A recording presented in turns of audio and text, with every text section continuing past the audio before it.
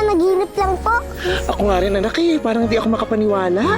Pero bakit tayo lang po ang tao? Saka, paano niyo po nagdala dito? Eh, wala naman ako passport. Passport? Oo, te, passport. Wala pang mga ganun yung inaanak ko kasi hindi pa siya naliligay adapt. Di twinkle. Aampunin ko na ang bata. Kaya kailangan niya ng mga dokumento. Kaya kailangan legally adopted ko siya. Kaya kailangan ko ng tulong mo. Only if you agree to be my coach para sa paparating na Miss Uniworld. Perfect! Kirin mo pala eh. Pero may isa akong kondisyon. Hindi ka pwedeng lumapit kay Angelo. Basta hanggang dyan lang, ha? Mara, kilala kita. Ito na yung muling pagkakataon ko para makilala ko yung anak ko. Hoy, anong ginagawa niyo rito?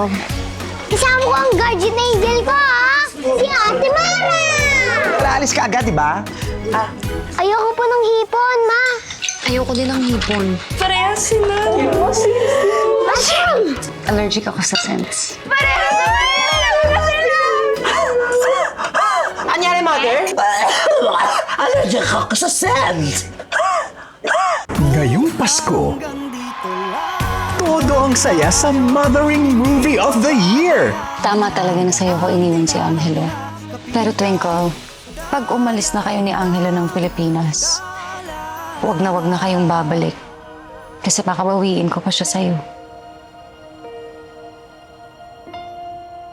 Di ba nag-usap na tayo? Yung kapal talaga ng mukha mo. I still gave birth to Angelo. Ako pa rin ang tunay niyang nanay. 9 na buwan mo lang siyang dinala sa sinapupunan mo. Pero 10 taon ko na siyang inaaruga araw-araw. Hindi ako manganganak dahil hindi ako babae. Pero nanay ako! Nanay ako, Mara! Ako ang ina niya!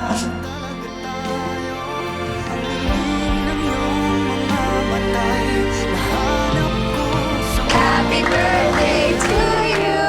Happy birthday! Happy Birthday!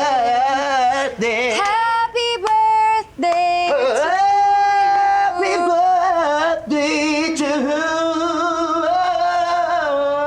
you, baby.